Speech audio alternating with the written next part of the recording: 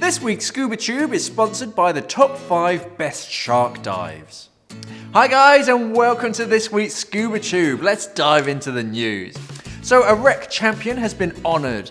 Alan Murray, who has spent the past 2 decades of his life researching and exploring historic shipwrecks. The Bizak diver, aged 60, was given the award and title Wreck Champion by the sport's national governing body. Like WWE. They've come in, it's got like scuba cylinders on it, so yeah. Heavyweight. Yeah. And they have to fight for it once a year. Yeah, the Rocks are going to come in and smash his face in. But it's all planned. It is. It's all fake. His most famous wreck he explored was the Royal Navy submarine HMS A7. That's a boring name. Oh, the A7. Yeah, it's not the Invincible or whatnot. It's the A7. They ran out of ideas. So just call this. This one was obviously at the bottom of the list. They just named it after the road. Yeah. Well, no, it was named after the bit of paper it was written on. The HMS A7 sank in 1914, killing 11 men. But he didn't just go and dive the site, he had to get special permission due to it being a grave site. His videos and photography of HMS A7 meant that 3D models could be made of it to help figure out why it sank. There were numerous attempts to salvage the wrecks, but all have failed. So what's next for Alan? He will join a network of ambassadors whose mission it is to raise more awareness of underwater heritage, and working with Bizak, he's started a wreck diving course to tell more divers about our underwater heritage. I thought he was going to join a rock glam band. Do some opera songs about underwater heritage. That'd make it more fun. No, there's plenty of wrecks all around our waters, so he's trying to sort of encourage more divers to. Do you reckon he's gonna, when he goes diving, he's gonna wear his belt though? That'll be his weight belt. Yeah, not his weight belt. It's just solid gold. Yeah, man, it's cool. Hey. Have you ever wondered? Yeah, that's right. I'm stepping in. Sure. Have you ever wondered what it's gonna be like to be an underwater crime scene investigator? No. Well, for Mike Berry, his day is never a dull one. So based in Virginia, Berry, I keep saying, I want to say Barry. Berry, Chuck Berry. He's been CSIing the riverbed, oceans and lakes for over 35 years. So even if a murder has happened on dry land, so when you killed that person that one time, you know you got rid of the wrench sign. But basically, 9 times out of 10, you end up throwing the object that's killed that person in the river, gets rid of the thing. So, over the years, he's picked up obviously guns, axes, knives, amongst other things as well. But also, so you think that's quite a cool job? Yeah, you get to rummage around, under that sort of thing. They also are responsible for recovering dead bodies. So bloated dead bodies and obviously vehicles and any other pieces of evidence. So you think that the guys have got it hard above the, you see it in the, the CSI programs, they've marked everything out. Try doing it underwater. Yeah. I mean, it's crazy. I mean, he even works on cold cases as well. Like his latest one, it's 10 years old, and he's basically now scouring supposedly where this body's been dumped, and all he's looking for is bones. Cool. So you've got to go pretty much to the actual seabed itself. So when you're rummaging, obviously the silt's going to come up, so you're not going to be able to see anything. So you've got to and try and find victims' bones and stuff. But it's all it's not all glamorous, Mark. It's not all glamorous. He did say it's working as an underwater CIS agent. It's a bit like mowing the lawn. There's a lot of straight lines and going back and forth. Yeah, doing your quadrants, making sure you don't miss anything. As I say, it's a really, really interesting article though. So what we're going to do, we're going to shove the link in the description below. Lots there to go over. Didn't you want to do that sort of thing once? Yeah, I did look into public service, but it's a different lifestyle. Well, it's not the glitz and the glam. No. Okay, so Atlantans improving their lives. So our last episode of ScubaTube, we said that scuba diving was bad for your teeth. Well, it might now cure your claustrophobia. So Cherry Luther from Brookhaven has travelled all over the world and has always loved open water. She started to learn to scuba dive, but she had a big problem. She couldn't go through her final test in the open water. So Step in the Sea Ventures, they worked with her going through manoeuvres and working on her working in the pool helped her overcome her crippling fear, and it even worked. Cherry is now over the moon, so she's so happy that she's been sort of desensitized from claustrophobia, and now Sea Ventures are working with others to help overcome their fears through scuba diving. So good job, guys. Do you reckon it would work if you've got a crippling fear of water? Yeah, that's an occupational hazard with. Hey, have you instructed anyone that's had crippling fears of anything? I taught someone that couldn't swim. Cool. That was James, our producer, by the way. He can't swim. He's a big pansy. You see him in the pool. He's got the big armbands on. He started off and he couldn't swim, and then it wasn't working. So he went away. He learnt to swim, and then came back and finished. So yeah, well done to him.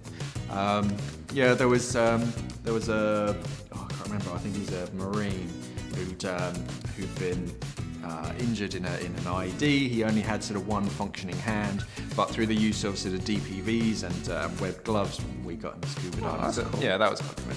He had a good sense of humour.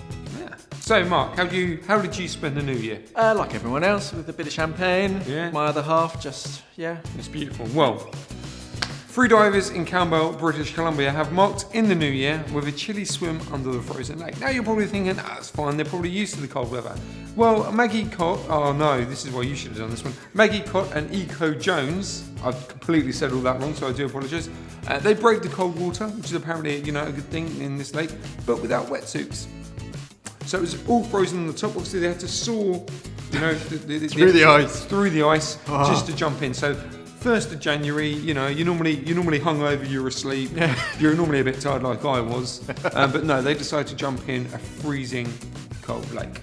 So Jones actually managed to go 20 metres under the water, which, considering she's literally started a couple of months ago, or a couple of weeks ago, is actually pretty good start to the freediving. But apparently the freediving scene in Campbell has exploded. Even the world champion Mandy Ray Crutchshank, hopefully we've put a picture of Rawshank from Watchmen up there. James has edited this, so we should have done. But yeah, so it's becoming more and more popular.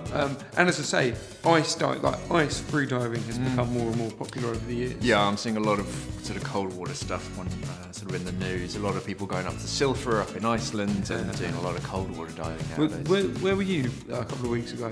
That was Norway. Yeah. North Norway. Anything there you could have done? Or anyone doing that? Yeah, we were looking for killer whales. That was good, but the weather was a bit choppy, so we didn't get to go in the ocean.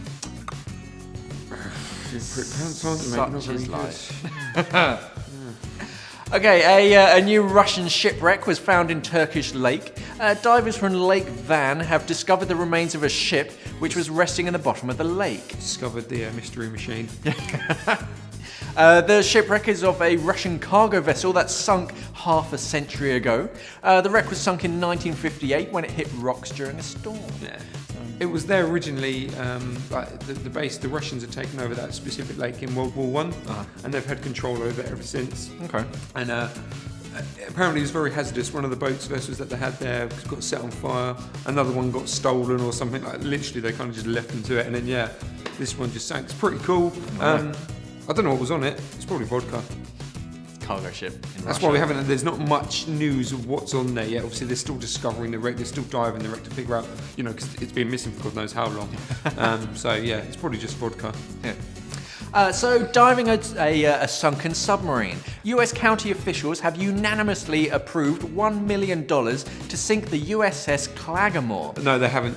It's been scrapped. Donald Trump's putting that towards the wall.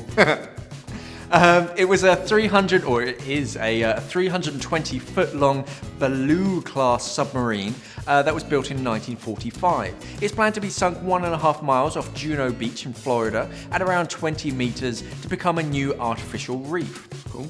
Yeah, right now it sits in the Patriots Point Naval Maritime Museum in South Carolina, where it's sat since 1981. This $1 million put forward from the government is just a quarter of the estimated $4 million required for the project. And Joe Weatherby from Artificial Reefs International says that dropping the sub is the easy part. They are designed to sink.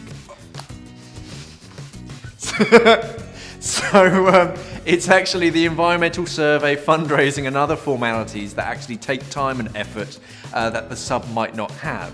For over 30 years, the sub has sat in the museum, slowly deteriorating, and its days as a tourist attraction is coming to an end. Got an idea. So Trump's building this wall. Yep.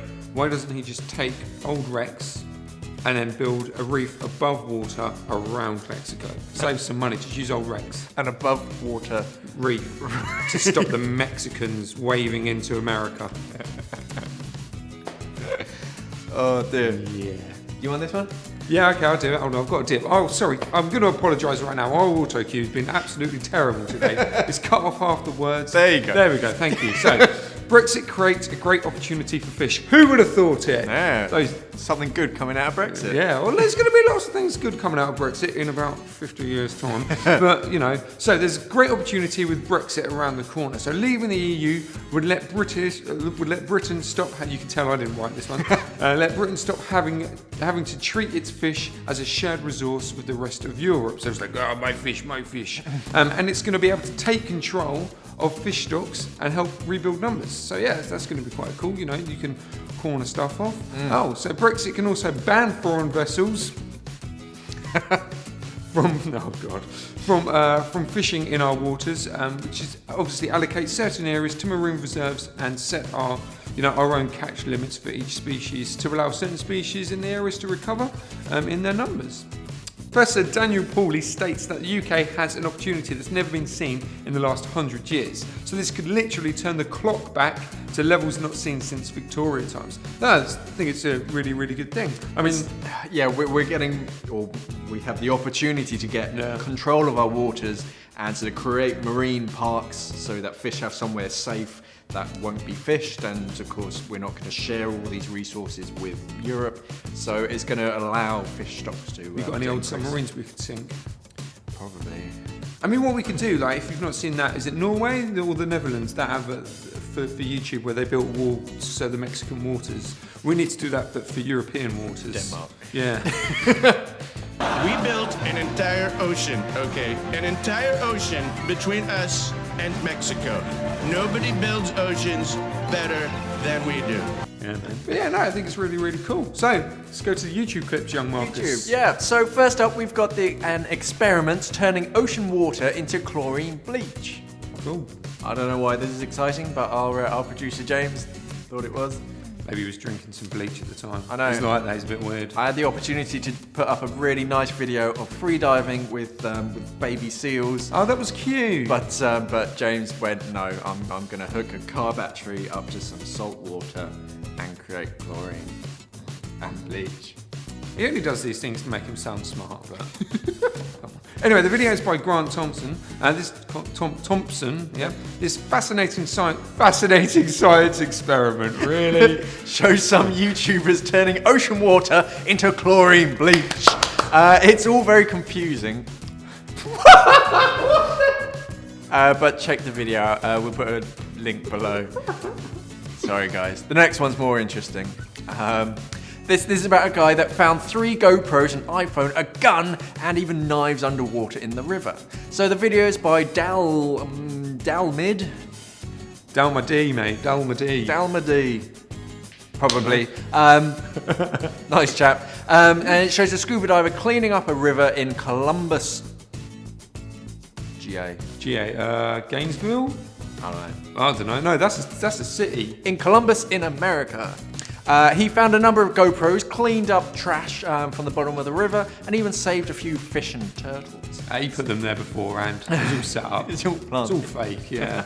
Fake news. It's a fake video. Nah, from what we can gather, it's like a what do you call it? A whitewater rapid type river, and people go out on the inflatable boats. But obviously, people with GoPros drop them in the water, and he goes in, collects them, and tries to get them back to the original owner. I swear, like at one point, he pulls up, and he's got about 7 pairs of shades just on his face because he found so many of them as well. Hey, that's it for this week. Thanks for watching, guys, and safe diving. Thanks for watching this disastrous episode of ScubaTube.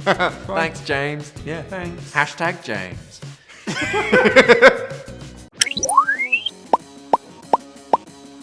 If you want to see more videos like this, click over here to watch them, and don't forget to subscribe, otherwise we'll hurt this little kitten.